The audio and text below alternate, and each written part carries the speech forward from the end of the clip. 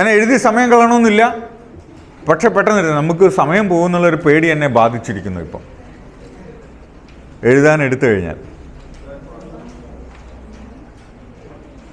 Okay, ഇനി ഈ സൈഡിൽ നമ്മൾ എഴുതാൻ പോകുന്ന കാര്യം,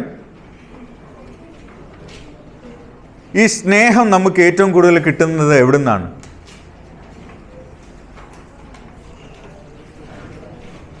family, parents, teachers, society, church, പിന്നെ പൊളിറ്റിക്കൽ പാർട്ടീസ്.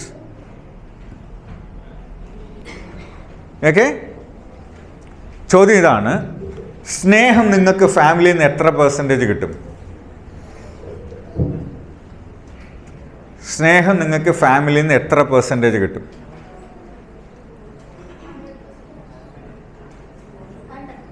100? ഇൻഫിനിറ്റ്, ഒരു 100%. പക്ഷെ അമ്മ വഴക്ക് പറയുമ്പോഴോ 100% ഉണ്ടോ? എത്ര പെർസെൻറ്റേജ് ഉണ്ട്? എഴുതും. നിങ്ങൾക്ക് എത്ര പെർസെൻറ്റേജ് സ്നേഹം, ആരെയും കാണിച്ചു കൊടുക്കണ്ട, നിങ്ങൾക്ക് എത്ര പെർസെൻറ്റേജ് സ്നേഹം നിങ്ങളുടെ വീട്ടിൽ നിന്ന് കിട്ടുന്നു? എഴുതിക്കോ. ഓക്കെ, ഹസ്ബൻഡ്, വൈഫ്, ഹസ്ബൻഡും മക്കൾക്കും ഉണ്ട്. ഓക്കെ, എത്ര പെർസെൻറ്റേജ് നിങ്ങൾക്ക് സ്നേഹം പേരൻസിൽ നിന്ന് കിട്ടുന്നു? How many percentage love you get from your parents? 50%. എത്ര? 50. Right. How many percentage of love you get from your teachers? എഴുതിക്കോ. നിങ്ങളുടെ ഫ്രണ്ട്സിൽ നിന്ന് നിങ്ങൾക്ക് എത്ര പെർസെൻറ്റേജ് സ്നേഹം കിട്ടുന്നുണ്ട്? എത്ര? ഇനി നിങ്ങളുടെ പള്ളിയിൽ നിന്ന് നിങ്ങൾക്ക് എത്ര സ്നേഹം കിട്ടുന്നുണ്ട്? നിങ്ങളുടെ പാസ്റ്ററിൽ നിന്ന് നിങ്ങൾക്ക് എത്ര സ്നേഹം കിട്ടുന്നുണ്ട്?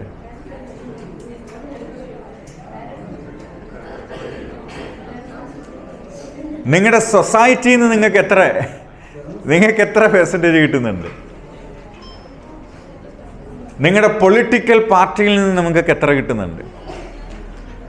നിങ്ങളുടെ സൊസൈറ്റിയിൽ നിന്ന് എത്ര പെർസെൻറ്റേജ് കിട്ടുന്നുണ്ട് സ്നേഹം? അടുത്തത് കെയർ. നിങ്ങളുടെ ഫാമിലിയിൽ നിന്ന് എത്ര പെർസെൻറ്റേജ് കെയർ നിങ്ങൾക്ക് കിട്ടുന്നുണ്ട്? അപ്പോൾ ഇവിടെ തീർന്നില്ല, എത്ര പെർസെൻറ്റ് നിങ്ങളുടെ ഹസ്ബൻഡിൽ നിന്ന് കിട്ടുന്നുണ്ട്? നിങ്ങളുടെ വൈഫിൽ നിന്ന് നിങ്ങൾക്ക് എത്ര പെർസെൻറ്റേജ് കിട്ടുന്നുണ്ട്? എഴുതിക്കോളൂ. ഓക്കെ, അടുത്തത് നിങ്ങളുടെ കെയർ നിങ്ങൾക്ക് നിങ്ങളുടെ ഫാമിലിയിൽ നിന്ന് എത്ര കിട്ടുന്നുണ്ട്? നിങ്ങളുടെ പേരൻസിൽ നിന്ന് എത്ര കിട്ടുന്നുണ്ട് കെയർ? നിങ്ങളുടെ ടീച്ചേഴ്സിൽ നിന്ന് എത്ര കിട്ടുന്നുണ്ട്? നിങ്ങളുടെ ഫ്രണ്ട്സിൽ നിന്ന് എത്ര കെയർ കിട്ടുന്നുണ്ട്? നിങ്ങളുടെ ചർച്ചിൽ നിന്ന് എത്ര കെയർ കിട്ടുന്നുണ്ട്? നിങ്ങളുടെ പാസ്റ്ററിൽ നിന്ന് നിങ്ങൾക്ക് എത്ര കെയർ കിട്ടുന്നുണ്ട്? എത്ര പെർസെൻറ്റേജ്? നിങ്ങളുടെ ഹസ്ബൻഡിൽ നിന്ന് നിങ്ങൾക്ക് എത്ര കെയർ കിട്ടുന്നുണ്ട്? നിങ്ങളുടെ വൈഫിൽ നിന്ന് നിങ്ങൾക്ക് എത്ര കെയർ കിട്ടുന്നുണ്ട്? പരസ്പരം ആരും കാണിച്ചു കൊടുക്കല്ലേ, ചിലപ്പോൾ കുടുംബങ്ങൾ തകർന്നു പോകും. ഓക്കെ, ഇനി എത്ര നിങ്ങളുടെ സൊസൈറ്റിയിൽ നിന്ന് എത്ര കിട്ടുന്നുണ്ട്? നിങ്ങളുടെ പൊളിറ്റിക്കൽ പാർട്ടിയിൽ നിന്ന് എത്ര കിട്ടുന്നുണ്ട്? നിങ്ങളുടെ ചർച്ചിൽ നിന്ന് എത്ര കിട്ടുന്നുണ്ട്? പ്രൊട്ടക്ഷൻ നിങ്ങളുടെ ഫാമിലിയിൽ നിങ്ങൾക്ക് എത്ര കിട്ടുന്നുണ്ട്? നിങ്ങളുടെ പേരൻസിൽ നിന്ന് എത്ര കിട്ടുന്നുണ്ട്? നിങ്ങളുടെ ടീച്ചർമാരിൽ നിന്ന് എത്ര കിട്ടുന്നുണ്ട്? നിങ്ങളുടെ ഫ്രണ്ട്സിൽ നിന്ന് എത്ര കിട്ടുന്നുണ്ട്? നിങ്ങളുടെ പാസ്റ്ററിൽ നിന്ന് എത്ര കിട്ടുന്നുണ്ട്? നിങ്ങളുടെ ഹസ്ബൻഡിൽ നിന്ന് എത്ര കിട്ടുന്നുണ്ട്? നിങ്ങളുടെ വൈഫിൽ നിന്ന് എത്ര കിട്ടുന്നുണ്ട്? നമ്മുടെ സൊസൈറ്റിയിൽ നിന്ന് എത്ര കിട്ടുന്നുണ്ട്? മതിയില്ലേ? ഇത്ര മതി പാസ്റ്റർ. എപ്പോഴെങ്കിലും 100% ആർക്കെങ്കിലും കിട്ടിയിട്ടുണ്ടോ? പേരൻസിൽ നിന്ന് 100% ഉണ്ടോ? വഴക്ക് പറയുമ്പോഴും നിനക്ക് 100% സ്നേഹമാണോ? സത്യം മാത്രമേ പറയാവൂ. സത്യം മാത്രമേ പറയാവൂ. നീ പേരൻസിനെ ചീത്ത വിളിച്ചിട്ടില്ലേ? ഇഷ്ടക്കേട് തോന്നിയിട്ടില്ലേ? അവരോട് മിണ്ടാതിരുന്നിട്ടില്ലേ? അപ്പോൾ അത് 100% ആണോ? ഒരിക്കലും അല്ല. 100% നമുക്ക് വേണം. യഥാർത്ഥത്തിൽ ഈ 100% നമുക്ക് എവിടെ നിന്നാണ് കിട്ടുന്നത്? ദൈവത്തിൽ നിന്ന് മാത്രമേ കിട്ടുള്ളൂ. അതുകൊണ്ട് യഥാർത്ഥത്തിൽ നമ്മുടെ ജീവിതത്തിൽ ദൈവത്തിൻ്റെ സ്ഥാനം എവിടെയായിരിക്കണം? നമ്മൾ ഈ ലോകത്ത് ആവശ്യപ്പെടുന്ന സ്നേഹവും കെയറും പ്രൊട്ടക്ഷനും കരുതലും ഇതൊന്നും ഈ ലോകത്ത് ആർക്കും 100% തരാൻ പറ്റില്ല. We are proved. ഇന്ന് ഈ ലോകത്ത് നമുക്ക് സസ്റ്റെയിൻ ചെയ്യാൻ ആവശ്യമായ ഇമോഷണൽ കെയർ നമുക്ക് തരാൻ പറ്റുന്നത് ദൈവത്തിന് മാത്രമേ പറ്റൂ. It's A reality. കാരണം ഈ ലോകം പാപം നിറഞ്ഞതാണ്. ഈ പാപം നിറഞ്ഞ ലോകത്തിൽ 100% പെർഫെക്റ്റ്നെസ് ഒരിക്കലും ഒരു മനുഷ്യനും ഉണ്ടാവില്ല. 100% ഒരിക്കലും കിട്ടില്ല. നമുക്ക് 100% കിട്ടുന്നത് ദൈവത്തിൽ നിന്ന് മാത്രമേ ഉള്ളൂ. തേച്ചിട്ട് പോകാത്ത സ്നേഹമില്ല ഈ ഭൂമിയിൽ.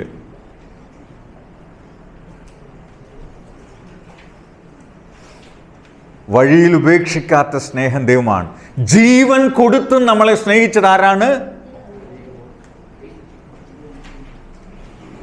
ജീവൻ കൊടുത്തും നമ്മളെ സ്നേഹിക്കുന്ന ദൈവമാണ്. അതുകൊണ്ട് നമ്മുടെ ലൈഫിൻ്റെ സെൻറ്റർ പോയിന്റിലേക്ക് ആര് വരണം? We are rewiring our mind now. നമ്മുടെ ജീവിതത്തിൽ ഇതുവരെ പണത്തിനായിരുന്നു സെൻറ്റർ പോയിന്റിൽ സ്ഥാനം.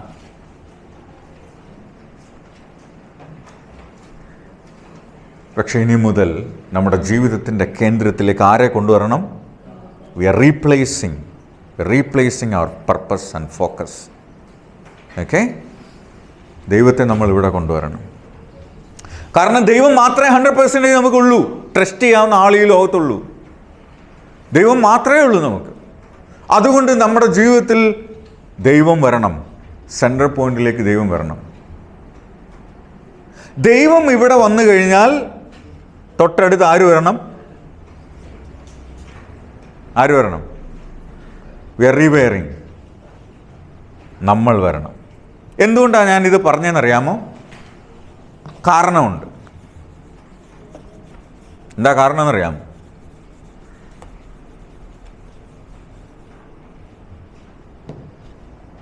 നമ്മുടെ ജീവിതത്തിൽ ഒരു റീസൺ ഇല്ലാതെ നമ്മളൊന്നും ചെയ്യത്തില്ല. ഒരു കാരണമില്ലാതെ ഒന്നും ചെയ്യില്ല. നിങ്ങൾ സ്കൂളിൽ പോകുന്നത് എന്തിനാ? ഉടുപ്പിടുന്നത് എന്തിനാ? നിങ്ങൾ ഭക്ഷണം കഴിക്കുന്നത് എന്തിനാ? നിങ്ങൾ TV കാണുന്നത് എന്തിനാ? നിങ്ങൾ മൊബൈൽ കാണുന്നത് എന്തിനാ? ഇപ്പോൾ ജീവിതത്തിൽ ഒരു റീസൺ ഇല്ലാതെ നമ്മളൊന്നും ചെയ്യത്തില്ല. നമ്മൾ ആരും ഒന്നും ചെയ്യില്ല. ഉറപ്പല്ലേ? ഉറപ്പാണോ? ഉറപ്പാണ്. അപ്പോൾ ദൈവം നമ്മളെ സൃഷ്ടിച്ചതിന് ഒരു കാരണമുണ്ട്. ഒരു കാരണമില്ലാതെ നമ്മൾ ആരും ഈ ഭൂമിയിലേക്ക് വരില്ല. ഒരു കാരണമില്ലാതെ നമ്മൾ ആരും ഈ ഭൂമിയിലേക്കില്ല. കാരണമില്ലാതെ ഒരു കാര്യം ആരും ചെയ്യുന്നില്ല. എന്തെങ്കിലും ഒരു റീസൺ ഉണ്ടാവും. ഒരു ഒരു ഒരു ഒരു ഒരു ചട്ടി തല്ലിപ്പൊട്ടിച്ചാലും ഒരു കാരണം ഉണ്ടാവും, ഒരു റീസൺ ഉണ്ടാവും. റീസൺ ഇല്ലാതെ നമ്മൾ ആരും ഒന്നും ജീവിതത്തിൽ ചെയ്യുന്നില്ല. ബോറടിക്കുന്നവരെ പറഞ്ഞാൽ നമുക്ക് എക്സസൈസ് ചെയ്യാം. ഓക്കെ, ആരും ഒന്നും ചെയ്യുന്നില്ല, ഒരു കാരണമില്ല, ആരും ചെയ്യുന്നില്ല.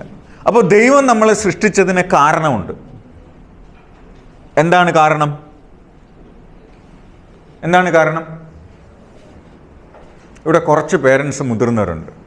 നമുക്ക് കുഞ്ഞുങ്ങളുണ്ടാകുന്നത് എന്തിനാ? മക്കളുണ്ടാകുന്നത് എന്തിനാ? മക്കളുണ്ടാകുന്നത് എന്തിനാണ്? ആഹാ, നിങ്ങളെ സംരക്ഷിക്കാനാണ് നിങ്ങൾക്ക് കൊച്ചുങ്ങൾ വേണ്ടുന്നത്. എന്തിനാണ്?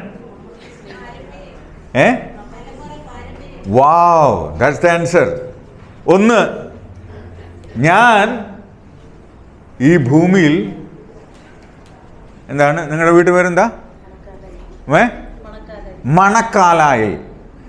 മണക്കാലായിൽ ഫാമിലി എന്നൊരു ഫാമിലി ഇവിടെ ഉണ്ടായിരുന്നു. There was a family name Manakkala. ഞാൻ അവരുടെ കുടുംബത്തിൻ്റെ ഭാഗമാണ്. So we are representing our family. ദൈവത്തിൻ്റെ കുടുംബം, ഗോഡ്സ് ഫാമിലി, പിതാവും പുത്രനും പരിശുദ്ധാത്മാവാകുന്ന ആ ഫാമിലി നെയിം കൊണ്ടുപോകണം. നമ്മൾ ആരാണ്? ദൈവത്തിൻ്റെ കുടുംബത്തിൻ്റെ ഭാഗമാണ്. അത് ദൈവം ആഗ്രഹിക്കുന്നു. രണ്ടാമത് നമുക്ക് മക്കളുണ്ടാകുന്നതിൻ്റെ കാരണം എന്താണ്? We are extension image of God. അതായത് എന്നെ കാണുമ്പോൾ പല ആളുകളും പറയും, അയ്യോ ദാസാറിനെ പോലെ ഇരിക്കുന്ന കേട്ടോ. നിങ്ങൾക്ക് എത്ര പേർക്ക് ദാസാറിനെ അറിയാമെന്ന് അറിഞ്ഞൂടെ? എൻ്റെ അച്ഛനാണ്. എൻ്റെ മോൾ മിനോര പറയും, പപ്പ ഞാൻ പപ്പയെ പോലെ ഇരിക്കുന്നു കേട്ടോ. എല്ലാവരും പറഞ്ഞ് ഞാൻ പപ്പയെ പോലെയാണ്. ഉടനെ സാറ എന്നിൽ നിന്ന് വ്യത്യസ്തമാണ്. അവൾ എന്നെക്കാൾ പൊക്കമുണ്ട്, തടിയുണ്ട്, നല്ല വെളുത്തിട്ടുമാണ്. അപ്പോൾ അവൾക്ക് എന്നെ പോലെ ഇരിക്കുന്നു എന്ന് പറയാനൊന്നുമില്ലല്ലോ. അപ്പോൾ അവൾ പറയും, പപ്പയുടെ കാലിൻ്റെ വിരലിൻ്റെ ഈ വിരലിന് പെരുവിരലിനേക്കാൾ നീളക്കൂടുതലല്ലേ ബാക്കി എല്ലാത്തിന്. എൻ്റെ വിരലും അങ്ങനെയാണ്, ഞാനും പപ്പയെ പോലെ. സോ നമ്മൾ നമ്മുടെ അച്ഛനമ്മമാരെ പോലെ ആയിത്തീരാൻ ആഗ്രഹിക്കുന്നു, അല്ലേ? അങ്ങനെയല്ലേ? അപ്പോൾ നമ്മൾ പറയും, ഇതാരാണ്? ഇതോ അങ്ങനെ വടക്കേലെ ഗോവിന്ദൻ്റെ മോൻ. ഗോവിന്ദൻ ഓർക്കുന്നത്, ഗോവിന്ദനെ ആളുകൾ ഓർക്കുന്നത് ആരെ കാണുമ്പോഴാ? ഗോവിന്ദൻ്റെ മോനെ കാണുമ്പോഴാണ്. So we are extension image of God. ദൈവം പറഞ്ഞു, എൻ്റെ സാദൃശ്യത്തിലും സ്വരൂപത്തിലും ഞാൻ നിങ്ങളെ, സാദൃശ്യത്തിലും സ്വരൂപത്തിലും നിങ്ങളെ സൃഷ്ടിച്ചു. മൂന്നാമത്, നമുക്ക് കുഞ്ഞുങ്ങളുണ്ടാകുന്ന എന്തിനാ? നമുക്ക് കുഞ്ഞുങ്ങളുണ്ടാകുന്ന എന്തിനാണ്? നമുക്ക് ഹാപ്പിനെസ് ഉണ്ടാവാൻ. എത്ര മാതാപിതാക്കൾ എത്ര സങ്കടവും പ്രയാസങ്ങളും ഉണ്ടായിരുന്നു, കുഞ്ഞ് ചിരിക്കുന്ന കാണുമ്പോൾ, തമ്മിൽ വഴക്കുണ്ടായെങ്കിലും കൊച്ചിൻ്റെ കളിച്ചിരി കാണുമ്പോൾ മനസ്സലിയും സ്വസ്നേഹിക്കും, സ്നേഹത്തിന് വേണ്ടി. ഇതിനാണ് നമുക്ക് കുഞ്ഞുങ്ങളുണ്ടാകുന്നത്. ഇതേ കാരണം തന്നെയാണ് ദൈവത്തിനും. നമ്മൾ ദൈവത്തിൻ്റെ ഫാമിലി ആകാൻ, ദൈവത്തിൻ്റെ എക്സ്റ്റൻഷൻ ഇമേജ് ആവാൻ ദൈവം നമ്മളെ സ്നേഹിക്കുന്നു. ദൈവത്തിന് നമ്മളെ സ്നേഹിക്കേണ്ട ആവശ്യമുണ്ട്. അതിനു വേണ്ടിയിട്ടാണ്. നമ്മൾ സ്കൂളിൽ പഠിക്കുമ്പം 10ാം ക്ലാസ് പരീക്ഷ എഴുതിയിട്ട് പോരാൻ നേരം നമ്മൾ ആ സ്കൂളിൽ പഠിച്ചിരുന്നു എന്നറിയാൻ എന്തൊക്കെ ചെയ്തിട്ടുണ്ട്? ആർക്കും വലിഞ്ഞു കയറാൻ പറ്റാത്ത ഉത്തരത്തിൻ്റെ മുകളിൽ കയറിയിട്ട് കോമ്പസ് കൊണ്ട് കുത്തി പേരെഴുതി വെച്ചില്ലേ? വെച്ചോടെ വെച്ചാ? എന്തിനാണ്? നമ്മൾ അവിടെ ഉണ്ടായിരുന്നു എന്നറിയാൻ. ദൈവം ഈ ഭൂമിയിൽ ജീവിച്ചിരിക്കുന്നു, ദൈവം എക്സിസ്റ്റ് ചെയ്യുന്നു എന്നറിയാൻ ദൈവം നമ്മളെ എന്ത് ചെയ്തിരിക്കുന്നു? മനുഷ്യൻ്റെ ഹ്യൂമൻ ടെൻഡൻസീസ് നമുക്ക് കണ്ടെങ്കിലേ വിശ്വസിക്കാൻ പറ്റുള്ളൂ. They need evidence to believe. People need evidence to believe. പക്ഷെ ദൈവത്തെ നമുക്ക് ടെസ്റ്റ് ട്യൂബിൽ തെളിയിക്കാൻ പറ്റുമോ? തെളിയിക്കാൻ പറ്റില്ല. We cannot proof God in a test tube. പക്ഷെ ദൈവത്തിൻ്റെ മക്കൾക്ക്, ഈ ഭൂമിയിലെ മനുഷ്യർക്ക് എവിഡൻസ് വേണം. എവിഡൻസ് വേണം അവർക്ക് വിശ്വസിക്കാൻ. അപ്പോൾ ദൈവം നിലനിൽക്കുന്നു എന്ന് ലോകത്തിൽ ദൈവത്തെ അറിയാത്ത മനുഷ്യർക്കുള്ള എവിഡൻസ് ആണ് ആര്? നമ്മൾ. കാരണം നമ്മളെ കാണുന്നവർ ദൈവത്തെ, we are extended image of God. നമ്മൾ ദൈവത്തിൻ്റെ ഫാമിലിയാണ്. ദൈവം നമ്മളെ ഓർത്ത് സന്തോഷിക്കുന്നു. നമ്മളാരും ആർക്കും വേണ്ടാതെ ഉണ്ടായതല്ല. നമ്മൾ ആർക്കും വേണ്ടാത്തതല്ല. നമ്മളെ ആരും സ്നേഹിക്കാൻ ഇല്ലാത്തതല്ല. നിങ്ങളുടെ ജന്മം കൊണ്ട് ഒന്നിനും ഒരു ജീവിതത്തിൽ ഒരു ഗുണമില്ലെന്ന് നമ്മൾ ചിന്തിക്കുന്നുണ്ടെങ്കിൽ ദൈവം പറയുന്നു, ഇല്ല, എനിക്ക് നിന്നെക്കുറിച്ചൊരു പർപ്പസ് ഉണ്ട്. നീ എൻ്റെ മകനാണ്, നീ എൻ്റെ മകളാണ്. നിന്നെ ആർക്കും വേണ്ടെങ്കിലും എനിക്ക് നിന്നെ വേണം. കാരണം ഈ ലോകത്ത് ദൈവമുണ്ട് എന്ന് മറ്റു മനുഷ്യർക്ക് വിശ്വസിക്കാനുള്ള എവിഡൻസ്, തെളിവാണ് നിങ്ങൾ. അതുകൊണ്ടാണ് പറയുന്നത്, യേശു പറഞ്ഞത്, എന്നിൽ വിശ്വസിക്കുന്നവൻ ഒരുത്തൻ ക്രിസ്തുവിലായാൽ ആരായി മാറുന്നു? ഉറക്കെ പറ, പുതിയ സൃഷ്ടിയാവുന്നു. ഇനി ജീവിക്കുന്നത് ഞാനല്ല, ക്രിസ്തു അത്ര എന്നിൽ ജീവിക്കുന്നത്. ഇനി ജീവിക്കുന്നത് ഞാനല്ല, എന്നിൽ ജീവിക്കുന്ന ആരാണ്? വചനമെന്ന മായമില്ലാത്ത പാല് കുടിച്ച് ആരോളം വളരണം? ക്രിസ്തുവോളം വളരണം. തേജസ്സിന്മേൽ തേജസ് പ്രാപിച്ച് കണ്ണാടി പോലെ അതേ പ്രതിബിംബം ഉണ്ടാവണം. അതായത് ലോകത്തിൽ മനുഷ്യർക്ക് ദൈവമുണ്ട് എന്നുള്ള എവിഡൻസ് നിങ്ങളുടെ ലൈഫാണ്. ആർക്കും വേണ്ടാതെ ഉണ്ടായതല്ല, ആകസ്മികമായി ഉണ്ടായതല്ല. ചിലപ്പോൾ ഞാൻ എൻ്റെ അച്ഛൻ്റെ അമ്മയുടെ ദൗർബല്യമാണ്, അവർക്ക് വേണ്ടാത്ത നേരത്തെ എങ്ങനെയോ ഉണ്ടായിപ്പോയതാണ്.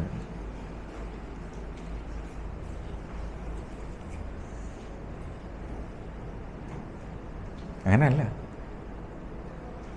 നമ്മൾ ഈ ഭൂമിയിൽ ജനിക്കുന്നതിന് ദൈവത്തിനൊരു പർപ്പസ് ഉണ്ട്.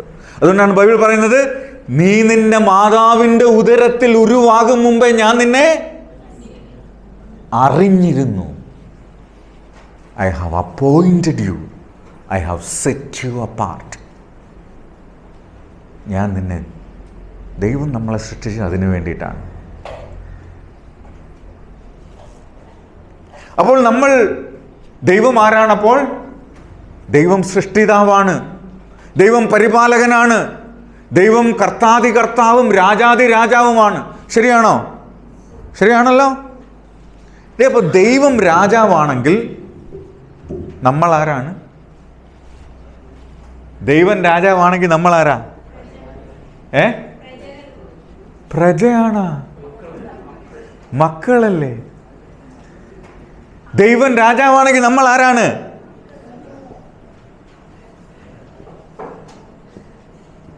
മലയാളം വായിക്കാൻ പറയൂ.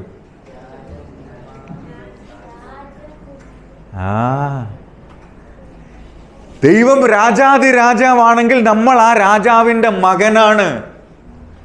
ഞാൻ നിന്നെ, പുത്രത്വത്തിൻ്റെ അവകാശം ഞാൻ നിനക്ക് എന്ത് ചെയ്തിരിക്കുന്നു? So you are the Prince of God.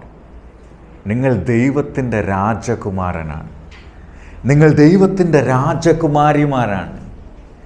ആൾ വിചാരിക്കും നീ കറുത്തിരിക്കുന്നു, നീ മെലിഞ്ഞിരിക്കുന്നു, നിന്നെ കാണാൻ കൊള്ളൂല, നീ അങ്ങനെയാണ്, നീ യൂസ്ലെസ് ആണ്, നിന്നെ പഠിക്കാൻ പറ്റൂല, ഒന്നിനും കൊള്ളൂല, നീ ഉണ്ടായ കാലം മുതൽ ഞങ്ങൾക്ക് കഷ്ടപ്പെടാണ്, എന്തിനാണ് നീക്ക് എങ്ങനെ ഉണ്ടായിരിക്കുന്നത്? നമ്മുടെ പേരൻസ് പോലും നമ്മളെക്കുറിച്ച് പറയുന്നത് എങ്ങനെയാണ്?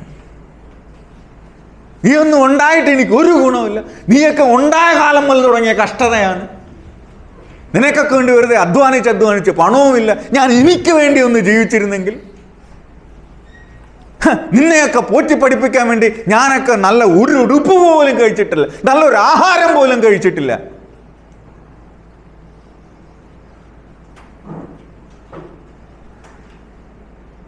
എന്നിട്ട് അവൻ എന്നോട് ഇങ്ങനെയാണ് പെരുമാറുന്നത്. ഇങ്ങനെയാണ് നമ്മുടെ പേരൻസും നമ്മുടെ സമൂഹവും നമ്മളെക്കുറിച്ച് പറയുന്നത് അങ്ങനെയാണ്. പക്ഷെ നമ്മൾ യഥാർത്ഥത്തിൽ ആരാണ്? Prince and princess of God. ദൈവത്തിൻ്റെ രാജകുമാരനും രാജകുമാരിയുമാണ്.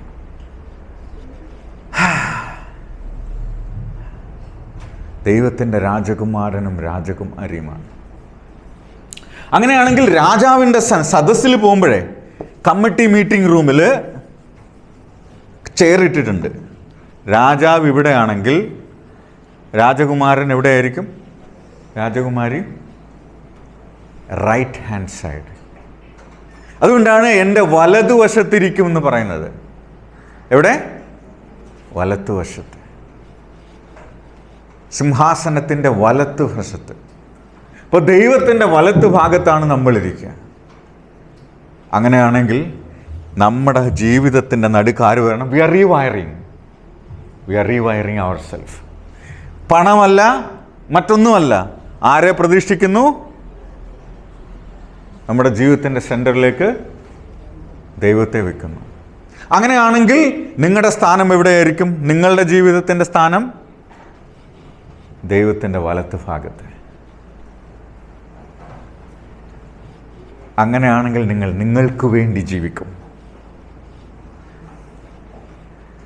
ഇതുവരെ നമ്മൾ ജീവിച്ചത് സൊസൈറ്റിക്ക് വേണ്ടിയിട്ടാണ്. ഇതുവരെ നമ്മൾ ജീവിച്ചത് കുടുംബത്തിന് വേണ്ടിയിട്ടാണ്. ഇതുവരെ നമ്മൾ ജീവിച്ചത് നാട്ടുകാർക്ക് വേണ്ടിയിട്ടാണ്. നാട്ടുകാരെന്ത് പറയും? ആളുകൾ എന്ത് വിചാരിക്കും? ആളുകൾ എന്ത് പറയും? ഇനി നിങ്ങൾ ആളുകൾക്ക് വേണ്ടി ജീവിക്കണ്ട, നിങ്ങൾ ദൈവത്തിന് വേണ്ടി ജീവിക്കുക. നിങ്ങൾ ആളുകൾക്ക് വേണ്ടി ജീവിച്ചാലുണ്ടല്ലോ, ഒരു 40 വയസ്സ് കഴിയുമ്പോൾ നിങ്ങൾക്ക് ജീവിതത്തിന് അർത്ഥം തോന്നത്തില്ല. No meaning in life, no worth of living എന്ന് നമുക്ക് തോന്നും. ദൈവത്തിന് വേണ്ടി ജീവിച്ചോ, നിങ്ങൾ ലൈഫ് യൂസ്ഫുൾ ആണെന്ന് തോന്നും, മീനിങ് ഫുൾ ആണെന്ന് തോന്നും. ശരിയല്ലേ? സോ ദൈവത്തിനെ നമ്മുടെ ജീവിതത്തിൻ്റെ സെൻറ്ററിലേക്ക് കൊണ്ടുവരണം. ഇവിടെ നമ്മൾ വലത്ത് ഭാഗത്തായിരിക്കണം. ദൈവം പറയുന്നു, ആർക്കും വേണ്ടാതുണ്ടായതല്ല കേട്ടോ, ആർക്കും കളിയാക്കാൻ വേണ്ടി ഉണ്ടായതല്ല കേട്ടോ, ആരാലും ഉപേക്ഷിക്കാൻ വേണ്ടി ഉണ്ടായതല്ല. നമ്മൾ ദൈവത്തിൻ്റെ മക്കളാണ്, രാജാവും രാജകുമാരിയുമാണ്. നിങ്ങൾക്ക് തന്ന പേപ്പറിൻ്റെ മറ്റേ വശത്ത് നിങ്ങളുടെ മനസ്സിൽ ഇപ്പോൾ എന്താണ് തോന്നുന്നത് നിങ്ങളെക്കുറിച്ച്, അതെഴുതൂ.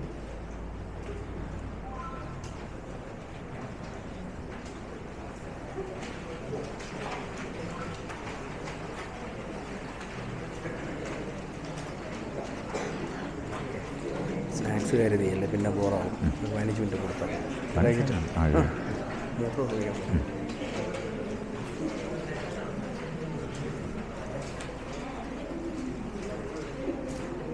നിങ്ങൾക്കിപ്പം ദൈവത്തോട് പറയാൻ തോന്നുന്ന കാര്യം, നിങ്ങളുടെ ജീവിതത്തെക്കുറിച്ച് പറയാൻ തോന്നുന്ന കാര്യം, ഈ മൊമെൻറ്റിൽ എന്താണെന്നുള്ള കാര്യം നിങ്ങൾ ആ പേപ്പറിൽ എഴുതി വെക്കൂ. പേപ്പർ ആരും കാണിച്ചു കൊടുക്കണ്ട. ഇത് നിന്റെ അങ്കിളാണ്, ഇത് നമ്മുടെ സെയിം പഴയ നാടോടി തന്നെ. ഇയാൾ ഇവരെ എടുത്തിട്ട് പൊരിക്കാം. പൊരിക്കൂ.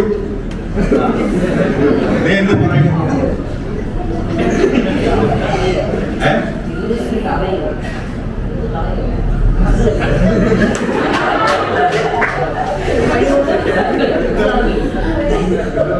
കറക്റ്റാണോ? സത്യമാണോ? എന്താ കാര്യം? അത് നമുക്ക് വേണ്ടപ്പെട്ട ആളാണ്. ഇദ്ദേഹവും തമ്മിലൊരു റിലേഷൻഷിപ്പ് ഉണ്ട്. ഇദ്ദേഹവും തമ്മിലൊരു റിലേഷൻഷിപ്പ് ഉള്ളതുകൊണ്ട് ഇദ്ദേഹത്തിന് ഒരു അപകടം സംഭവിക്കുമ്പോൾ നമ്മൾ ഇൻവോൾവ് ചെയ്യും. അതിലെന്ത് ചെയ്യുന്നു? ഈ പ്രശ്നത്തിൽ ഇടപെടും. അതേസമയം നമുക്ക് റിലേഷൻഷിപ്പ് ഇല്ലാത്ത ഒരാളാണെങ്കിൽ നമ്മൾ എന്ത് പറയും? പണിയുന്നില്ല. അടുത്ത മോസ്റ്റ് നമ്മൾ എന്ത് ചെയ്യും? നൂറിൽ ഒഴിച്ചിട്ട് പറയും, ഇവിടെ രണ്ടാമരെ നടി കൂടുന്നുണ്ട്. മനസ്സിലായില്ലേ? ഒരു ഡെമോൺസ്ട്രേഷൻ. ഇതാണ് സ്റ്റാൻഡ്. നമ്മുടെ ജീവിതത്തിൽ നമുക്ക് എന്തിനാണോ റിലേഷൻഷിപ്പ് ഉള്ളത്, ആ റിലേഷൻഷിപ്പിനെ കുറിച്ച് നമ്മൾ ഒരു നിലപാട്, ഒരു സ്റ്റാൻഡേർഡ്. ആദ്യത്തെ കേസിൽ അവർ രണ്ടുപേരും സ്ട്രേഞ്ചേഴ്സ് ആയതുകൊണ്ട് നമുക്കതിൽ യാതൊരു ഇൻവോൾവ്മെന്റും ഇല്ല.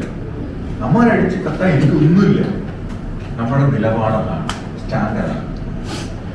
രണ്ടാമത്തെ കേസിൽ അത് നമ്മുടെ ബന്ധു ആയതുകൊണ്ട് നമുക്ക് വേദന വന്നു. Because he's our relation. നമ്മൾ എന്ത് ചെയ്തു? ആ പ്രശ്നത്തിൽ ഇൻവോൾവ് ആയി.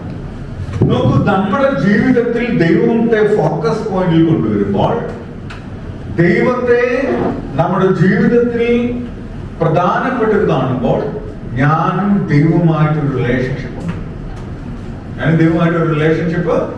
ഉണ്ട്.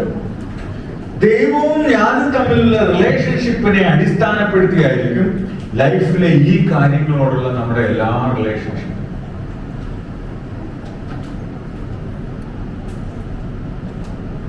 ഈ റിലേഷൻഷിപ്പിനെ ആശ്രയിച്ചാണ് ഈ റിലേഷൻഷിപ്പ് ഒക്കെ നിലനിൽക്കുന്നത് കൊണ്ടാണ്.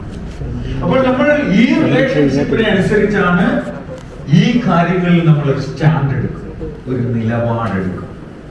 We will have a land stand. നമുക്ക് ജീവിതത്തിൽ ഒരു സ്റ്റാൻഡ് ഉണ്ടാവും. ഉദാഹരണത്തിന് പറഞ്ഞു കഴിഞ്ഞാൽ, ദൈവവും നമ്മൾ തമ്മിൽ ഒരു റിലേഷൻഷിപ്പ് ഇവിടെ ഉണ്ടാകുമ്പോൾ നമ്മൾ പണത്തിനോടുള്ള സ്റ്റാൻഡ് എന്തായിരിക്കും?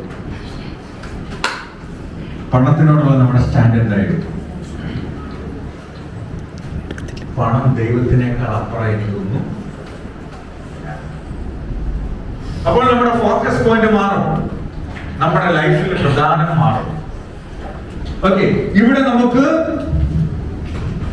വീട് നമ്മൾ തൊട്ടടുത്ത്, വീടില്ലാതെ നിൽക്കാൻ പറ്റില്ല.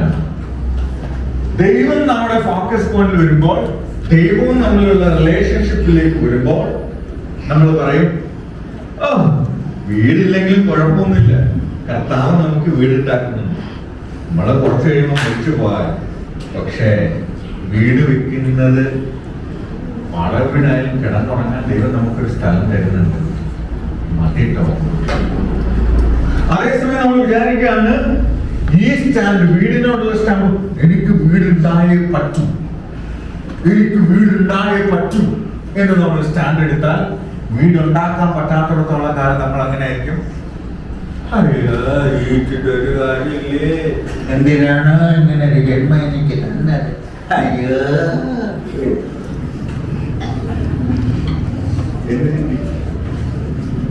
ശരിയാണോ? ഇനിയും ഇവിടെ നമ്മുടെ മൊബൈൽ ഫോൺ ഉണ്ട്. നമുക്ക് ദൈവമായിട്ട് റൈറ്റ് റിലേഷൻഷിപ്പ് ഉണ്ടെങ്കിൽ നമ്മുടെ ജീവിതത്തിലെ സമയം നമ്മൾ ആരുമായിട്ട് ബന്ധപ്പെടാൻ തീരുമാനിക്കും? ദൈവമായിട്ട് തീരുമാനിക്കും. അപ്പൊ നമ്മുടെ മൊബൈൽ ഫോണിന്റെ പ്ലേസ് എങ്ങോട്ട് മാറും? അത്യാവശ്യത്തിന് എന്ത് ചെയ്താൽ മതി, ഉപയോഗിച്ചാൽ എങ്ങോട്ട് മാറും? ശരിയാണ്. ഇതെല്ലാം നമ്മുടെ റിലേഷൻഷിപ്പിനെ ബേസ് ചെയ്താണ്. നിങ്ങളുടെ ജീവിതത്തിലെ ഏറ്റവും യൂസ്ഫുൾ ആയിട്ടുള്ളൊരു ദിവസമായി മാറണം. ഇപ്പം നിങ്ങളും പ്രാർത്ഥനാപൂർവ്വം ഇരിക്കണം. ഞാൻ പറയുന്ന കാര്യങ്ങളെക്കുറിച്ച് നിങ്ങളും ചിന്തിക്കണം, നിങ്ങൾ റെസ്പോണ്ട് ചെയ്യണം. നമ്മളിവിടെ ഒരു ഡിസ്കഷനാണ്. സത്യത്തിൽ ഞാൻ മാത്രം പറയുകയും നിങ്ങൾ കേട്ടുകൊണ്ട് പോവുകയും ചെയ്യുന്നത് വേണ്ട. നമ്മൾ വർത്തമാനം പറയുകയാണ്, നമ്മൾ കൂട്ടുകൂടുകയാണ്, നമ്മളെല്ലാവരും ഒരുമിച്ചിരിക്കുകയാണ്. നമ്മൾ ഇന്ന് തുടങ്ങിയ ഈ സ്നേഹബന്ധം കർത്താവ് വരുന്നവരെ തുടരണം. സോ എല്ലാവരും ഫീൽ ഫ്രീ ആയിക്കോളൂ. ആരും വിചാരിക്കേണ്ട നിങ്ങളൊരു പ്രസംഗം കേൾക്കാൻ പോവുകയാണ് അല്ലെങ്കിൽ ഒരു മീറ്റിംഗ് ആണെന്നൊന്നും വിചാരിക്കരുത്. എപ്പോഴാണോ നിങ്ങൾക്ക് ചോദ്യം ചോദിക്കാൻ തോന്നുന്നു അപ്പം നിങ്ങൾക്ക് ചോദ്യം ചോദിക്കാം. ഓക്കെ, ശരിയല്ലേ? സെറ്റല്ലേ? സെറ്റാണോ? ഓക്കെ, സൗണ്ടൊന്നും കേൾക്കുന്നില്ലല്ലോ. സെറ്റാണോ? വാവ്, തീർച്ചയായിട്ടും. ഓക്കെ, ഞാനിവിടെ ഒരു സാധനം വരയ്ക്കാൻ പോവാണ്. ഇതെന്താണ്? സർക്കിളാണ്. സർക്കിളിന് മലയാളത്തിൽ എന്ത് പേര് പറയും? പൂജ്യം. പൂജ്യത്തിന് എന്താണ്? വിലയില്ലാത്ത സാധനമാണ്. സർക്കിളാണ്, വട്ടമാണ്, പൂജ്യമാണ്. ഓക്കെ, സത്യമാണ്. അപ്പോൾ ഞാൻ ചോദിക്കുന്നു, ഇത് പൂജ്യമാണെങ്കിലും ഇത് നമ്മുടെ ലൈഫാണ്. എന്താണ്? നമ്മുടെ ജീവിതമാണ്. നമ്മുടെ ജീവിതം പലപ്പോഴും വട്ടപൂജ്യമായിട്ടാണ് നമുക്ക് തോന്നുന്നത്. ശരിയല്ലേ? അപ്പോൾ ഇത് നമ്മുടെ ലൈഫാണ്. പല ആളുകളും ജീവിതം ഒരു വട്ടപൂജ്യം. അയ്യോ ജീവിച്ചിരുന്നിട്ട് ഒരു കാര്യമില്ല, ഓ എന്തിനാണ് ഇങ്ങനെ ജീവിക്കുന്നത്, അങ്ങനെയാണ് നമ്മൾ ചിന്തിക്കുന്നത്. അതാണ് ലൈഫ്. ഇപ്പോൾ ലൈഫ് ഒരു പൂജ്യമായി മാറിയിരിക്കും. ഓക്കെ, ഇനി ഞാൻ നിങ്ങളോട് ചോദ്യം ചോദിക്കാം. നമുക്ക് ജീവിക്കാൻ ഏറ്റവും അത്യാവശ്യം വേണ്ടത് എന്താണ്? ഏറ്റവും അത്യാവശ്യം വേണ്ടത് എന്താണ്? വെള്ളം, വായു, പിന്നെ ഏറ്റവും അത്യാവശ്യമായിട്ട് ഏത്? അടിപൊളിയുടെ ഭക്ഷണം, അതില്ലാതെ ജീവിക്കാൻ പറ്റൂല. ആ, വേറെ എന്ത് വേണം? പൈസ. പൈസ ഇല്ലാതെ ജീവിക്കാൻ പറ്റുമോ? പൈസ ഇല്ലാതെ ജീവിക്കാൻ പറ്റുമോ? ജീവിക്കാൻ പറ്റില്ല. അപ്പം ഞാൻ ഇതിൻ്റെ സെൻറ്ററിലേക്ക് പണം എഴുതട്ടെ. പണം, സെൻറ്റർ, മണി. മണിയുടെ സ്പെല്ലിംഗ് പറഞ്ഞു തരൂ. ഓക്കെ, മണി. പിന്നെ അടുത്തത് എന്താണ് വേണ്ടത്? ഏറ്റവും അത്യാവശ്യം വേണ്ടത് എന്താണ്? നമുക്ക് ജീവിക്കാൻ വേണ്ടത് എന്താണ്? ഫുഡ്. ഫുഡ് ഞാൻ എവിടെ എഴുതട്ടെ? എവിടെ എഴുതണം? പറയൂ, ഫുഡ് എവിടെ എഴുതണം? എവിടെ എഴുതണം? മണിയുടെ അടുത്തിടട്ടെ. Okay, food. പിന്നെന്താ വേണം? ഡ്രസ്സ് എവിടെ എഴുതട്ടെ? അതിൻ്റെ താഴെ. പിന്നെന്താ വേണം? വീട് എവിടെ എഴുതട്ടെ? ഇവിടെ തന്നെ എഴുതണം അല്ലേ? സെൻറ്ററിൽ എഴുതണം. ഓക്കെ, വീട് സെൻറ്ററിൽ. വീട്. ആ, ഇനി എന്താ വേണം? വെള്ളം വേണം അല്ലേ? എവിടെ എഴുതണം വെള്ളം? ഫുഡിൻ്റെ അടുത്ത് എഴുതണം. വാട്ടർ. പിന്നെന്ത് വേണം? ജോലി വേണം. അതെവിടെ എഴുതണം? മണിയുടെ അടുത്ത് എഴുതണം അല്ലേ? ജോബ്. പിന്നെന്താ വേണം? ശ്വാസം, വായു. എവിടെ എഴുതട്ടെ? എയർ. ഇനി എന്താ വേണം? ഇനി എന്താ വേണം? പറയൂ. ഹെൽത്ത് വേണം. എവിടെ എഴുതണം? ഹെൽത്ത്. ഇനി എന്താ വേണം? ഫാമിലി. എവിടെ എഴുതട്ടെ? ഫാമിലി ഏറ്റവും മേളിൽ ഇവിടെ. Okay, correct. ഫാമിലി. പിന്നെന്താ വേണം? എഡ്യൂക്കേഷൻ. എവിടെ എഴുതട്ടെ? എവിടെ എഴുതട്ടെ? താഴെ എവിടെ എഴുതിയാൽ മതിയോ? ഫാമിലിയുടെ എവിടെ എഴുതണം? ആ, പിന്നെന്താ വേണം? ഫെലോഷിപ്പ് വേണം. എവിടെ എഴുതണം? ഫെലോഷിപ്പ് ഇവിടെ എഴുതല്ലേ? അതോ ഇവിടെ എഴുതണോ? ഇവിടെ എഴുതാം അല്ലേ? ഫെലോഷിപ്പ്. പിന്നെന്താ വേണം? ഫ്രണ്ട്സ്. ഫ്രണ്ട്സ് എവിടെ എഴുതണം? ഏറ്റവും സെൻട്രൽ വേണം. ഫാമിലിയുടെ കൂടെ വേണം. ENDS അല്ലേ ഫ്രണ്ട്സ്? ആ, പിന്നെ വേറെ എന്ത് വേണം? വണ്ടി വേണം. ആ, വണ്ടി വേണ്ടേ? വണ്ടി എവിടെ എഴുതട്ടെ? താഴെ മതിയോ? അത് തീരെ കുറഞ്ഞു പോയില്ലേ? ചെറുപ്പക്കാരാകുമ്പോൾ വണ്ടി വേണ്ടിയിടേ. ആ, വണ്ടി എവിടെ എഴുതണം? ആ, എനിക്ക് ആ വണ്ടി കഴിയട്ടെ നമുക്ക്. ആ, വണ്ടി എന്താണ്? വെഹിക്കിൾ. മൊബൈൽ വേണ്ടവർ എവിടെയാണ്? മൊബൈൽ എവിടെ എഴുതണം? ഇവിടെ എഴുതട്ടാ? മണ്ടയിൽ എഴുതണം? എവിടെ? ഉറക്കെ പറ. സെൻറ്ററിൽ തന്നെ വേണം. കാരണം മൊബൈലില്ലാതെ ഇന്ന് ജീവിക്കാൻ പറ്റൂല ആളുകൾക്ക്. ആ, മൊബൈൽ. പിന്നെ എന്ത് വേണം? പറ. നിങ്ങൾ പറയാൻ ആവശ്യങ്ങൾ നമ്മുടെ പരിപാടി നീണ്ടുപോകും. ആ, ഹാബിറ്റ്. ഓക്കെ. ആ, ഇനി എന്ത് വേണം? ഹാബിറ്റ്. HABBIT. സ്പെല്ലിംഗ് ഒന്നും നോക്കല്ലേ? ആ, ഓക്കെ. സിസ്റ്റർ നൂതൻ എന്ത് വേണം? ജീവിക്കാൻ എന്ത് വേണം? ഇനി എന്ത് വേണം? ഉറക്കം വേണം. റെസ്റ്റ്. Or sleep. ഉറക്കം വരുന്നുണ്ടോ ഇവിടെ? വിടൂല്ല. ആ, അടുത്തത് എന്ത് വേണം? ഇപ്പൊ എല്ലാം ആയി. റെസ്റ്റ്. റെസ്റ്റ്. പിന്നെ നമുക്ക് എന്ത് വേണം? വെള്ളം വേണ്ടേ? വാട്ടർ എഴുതിയോ? പിന്നെ ടെമ്പറൻസ്. ആ, പിന്നെ വേറെ എന്ത് വേണം? സൺലൈറ്റ്. പിന്നെ ബൈബിൾ. ഗോഡ് നമുക്ക് ഇവിടെ എഴുതാം അല്ലേ? സ്നേഹം, ടൈം. പിന്നെ ടൈം എഴുതി.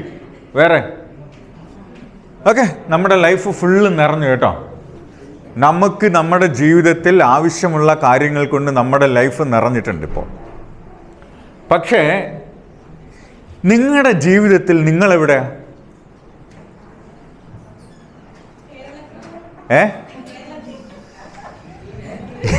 നല്ല ഉത്തരം. ഇത് നിങ്ങളുടെ ലൈഫാണെങ്കിൽ ഈ ലൈഫിൽ നിങ്ങൾ എവിടെയാണ്? നിങ്ങൾ എവിടെയാ? എവിടെ? നിങ്ങൾ പറഞ്ഞില്ലല്ലോ. പറഞ്ഞോ? എന്ന് വെച്ചാൽ അതിൻ്റെ അർത്ഥം നിങ്ങൾ നിങ്ങൾക്ക് വേണ്ടി ജീവിക്കുന്നില്ല. നിങ്ങൾ നിങ്ങൾക്ക് വേണ്ടി, നിങ്ങളുടെ ലൈഫിൽ നിങ്ങൾക്ക് യാതൊരു പ്രാധാന്യമില്ല. നിങ്ങൾ ജീവിക്കുന്ന ഈ പറഞ്ഞ സാധനത്തിന് വേണ്ടിയിട്ടാണ്. You are living for all these things. You are not living for yourself. In your life you don't have important for yourself. So നിങ്ങൾ പുറത്താണ്.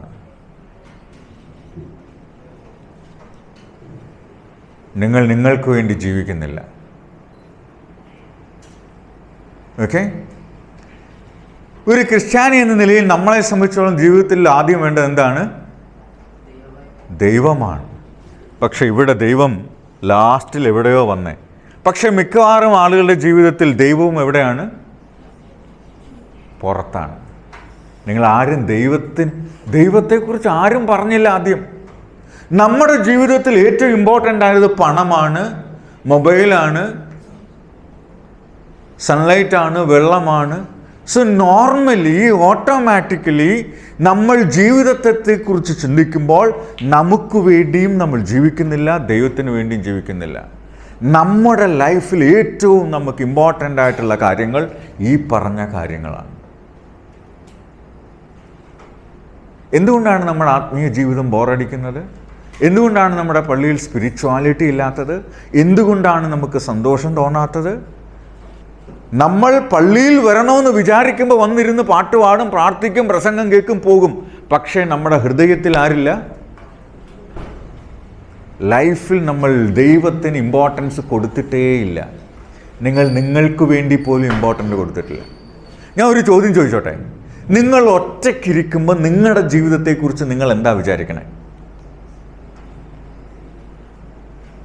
നിങ്ങൾ ഒറ്റയ്ക്കിരിക്കുമ്പോൾ നിങ്ങളുടെ ജീവിതത്തെക്കുറിച്ച് നിങ്ങൾ എന്ത് വിചാരിക്കണം? എന്തിനീ ഇവിടെ വന്ന് ജനിച്ചു പോകാൻ, ജീവിച്ചിട്ടൊരു കാര്യം, ചത്താ മതിയായി.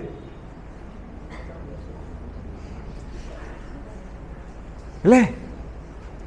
ശരിയോ തെറ്റോ? നിങ്ങൾ തന്നെ പറഞ്ഞോളൂ. ജീവിച്ചിരിക്കുന്നുണ്ട് ഒരു ഗുണവുമില്ല. കഷ്ടപ്പാട്, ജനിച്ച നാൾ മുതൽ കഷ്ടത, പ്രശ്നം പ്രശ്നം പ്രശ്നം. ഞാൻ ജീവിച്ചിട്ട് ഒരു കാര്യം. ആർക്ക് വേണ്ടിയിട്ടാണ് ഇങ്ങനെ കഷ്ടപ്പെട്ട് ജീവിക്കണം? ആർക്ക് വേണ്ടിയിട്ടാണ്? എന്നെ സ്നേഹിക്കാത്ത മനുഷ്യർക്ക് വേണ്ടി ജീവിച്ചിട്ട് എന്തെടുക്കാനാണ്? ഇനി എനിക്ക് കഷ്ടപ്പെടാൻ പറ്റില്ല. ഇനി വേണമെങ്കിൽ ഇനി ഉണ്ടാക്കി കഴിച്ചോ. ഞാൻ ഇനിയൊന്നും ഉണ്ടാക്കില്ല വീട്ടിൽ. നീ വേണമെങ്കിൽ പഠിച്ചോ, നീ വേണമെങ്കിൽ പഠിച്ചോ. നിന്നെ ഒന്നും പഠിപ്പിച്ചിട്ട് എനിക്കൊരു കാര്യം കിട്ടാനില്ല. തല്ലി പഠിപ്പിച്ചാൽ നന്നാവൂലെന്ന് എനിക്കറിയാം.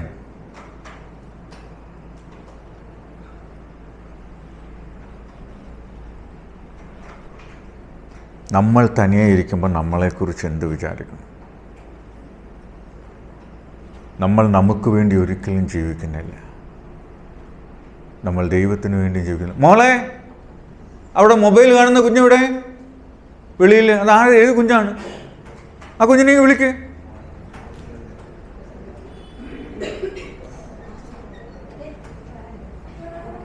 ഇങ്ങ് വാ, ഇങ്ങ് വാ, ഇങ്ങ് വാ, ഇങ്ങ് വാ, ഓടി വാ. നീ എത്ര സുന്ദരിയായ ഒരു കുഞ്ഞാണ്. നമ്മളിവിടെ ഇത് പറയുമ്പോൾ നീ ഫോണും കൊണ്ട് പോയാ സങ്കടമല്ല. ഇങ്ങ് വാ മക്കളിങ്ങ് വാ. ആ ശരി, ഓക്കെ. കേൾക്കണേ, മൊബൈൽ കാണരുത്, മൊബൈലൊക്കെ മാറ്റി വെച്ചോ. ഇങ്ങ് വന്നോ, ഇങ്ങ് വാ, കുഞ്ഞിങ്ങ് വന്നേ, ഇങ്ങ് വാ, ഫ്രണ്ടിൽ വാ, ഇവിടെ വാ. ഓ ആ സന്തോഷം. അതാരാന്നറിയാമോ? എൻ്റെ കൂട്ടുകാരിയുടെ മകളാണ്. So I have a freedom. Okay, Shani aunty അറിയില്ലേ? ഓക്കെ ഓക്കെ, അതാണ് ജീവിതത്തിൽ നമുക്ക് ഒരിക്കലും എന്തില്ല, മൊബൈൽ ഫോണൊക്കെ സ്വിച്ച് ഓഫ് ചെയ്ത് മാറ്റി വെച്ചോ. നമ്മളിവിടെ വേറൊരു ബിസിനസ്സിലാണ് എല്ലാവരും. ഓക്കെ, ഇതാണ് ഇവിടെ. നമ്മൾ നമുക്ക് വേണ്ടി ജീവിക്കുന്നില്ല, നമ്മൾ മറ്റെന്തിനു വേണ്ടിയാണ് ജീവിക്കുന്നത്. നമ്മൾ എന്തിനു വേണ്ടി ജീവിക്കണം?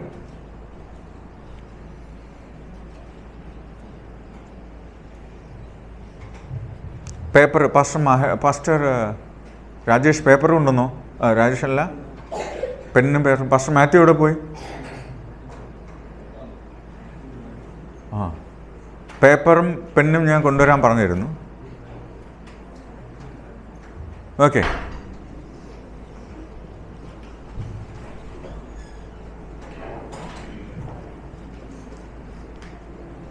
നമ്മളൊരു എക്സ്പെരിമെൻ്റ് ചെയ്യാൻ പോവാണ്.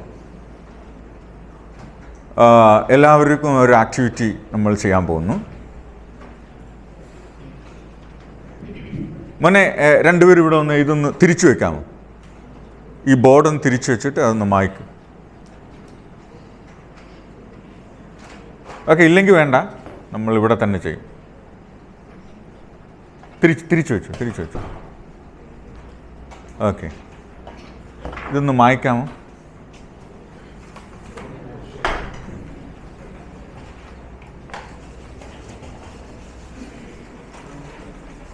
മായുന്നില്ല അല്ലേ?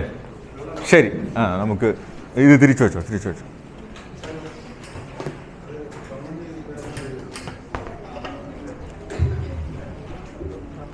വേണ്ട, ഇവിടെ മാത്രം.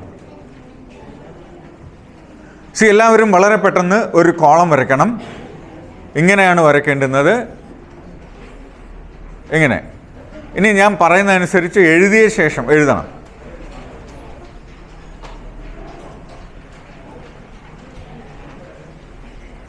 ഓക്കെ,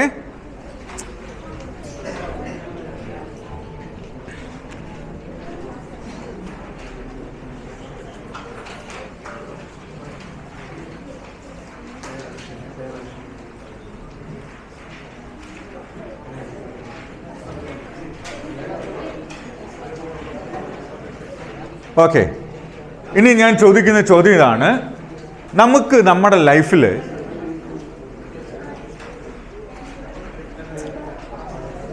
ഞങ്ങളൊരു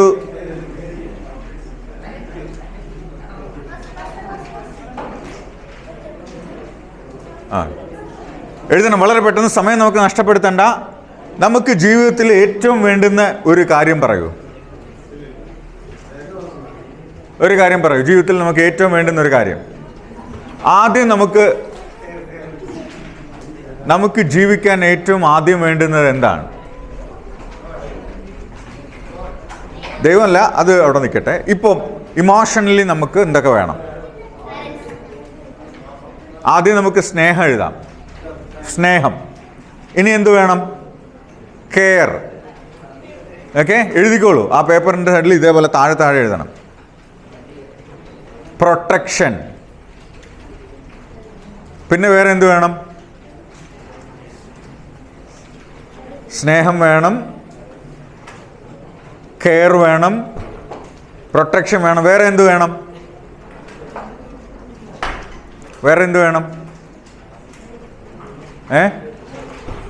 വീട് വേണം.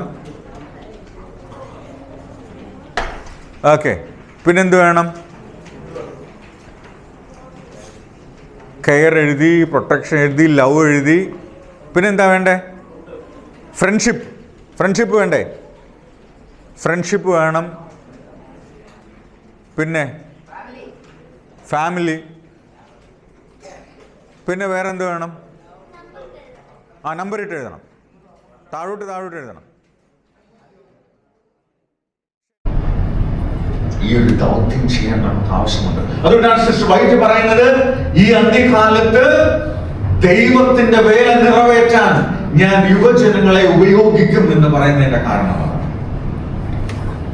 നിങ്ങളിലൂടെ മാത്രമേ ഈ ജോലി ചെയ്തെടുക്കാൻ പറ്റുള്ളൂ. നിങ്ങളിലൂടെ മാത്രമേ പറ്റുള്ളൂ. കാരണം ഈ പഴയ കാലത്ത് ഉപയോഗിച്ചിരുന്ന ഒരു ആശയം ഇന്ന് വർക്കൗട്ട് ആയില്ല. AI-യുടെ കാലത്താണ് നമ്മൾ ജീവിക്കുന്നത്. എന്റെ പൊന്നിൽ നിങ്ങൾക്കറിയാം, ഞാൻ കിടന്ന് കഷ്ടപ്പെടുന്ന കഷ്ടപ്പാടിന്റെ വില നിങ്ങൾക്കറിയാം. അതായത് ഞാനൊരു കത്തുണ്ടാക്കണമെങ്കിൽ ഞാൻ ഓരോ വെള്ളമിന്റെ ടൈപ്പ് ചെയ്യണം.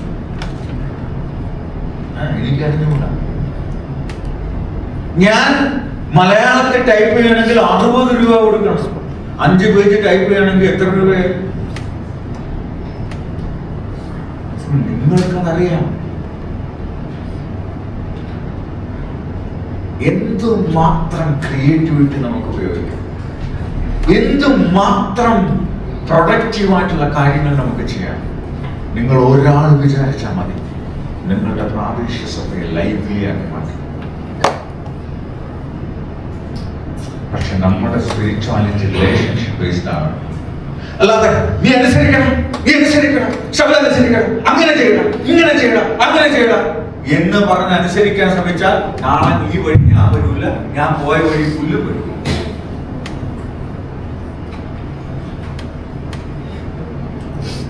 നമ്മൾ ആളുകളെ കൊണ്ട് ഭക്തി എന്ത് ചെയ്യാൻ ശ്രമിക്കുകയാണ്? ഇമോഷണൽ കമ്പൽഷൻ ഉപയോഗിച്ചാണ് അനുസരിപ്പിക്കാൻ ശ്രമിക്കുന്നത്.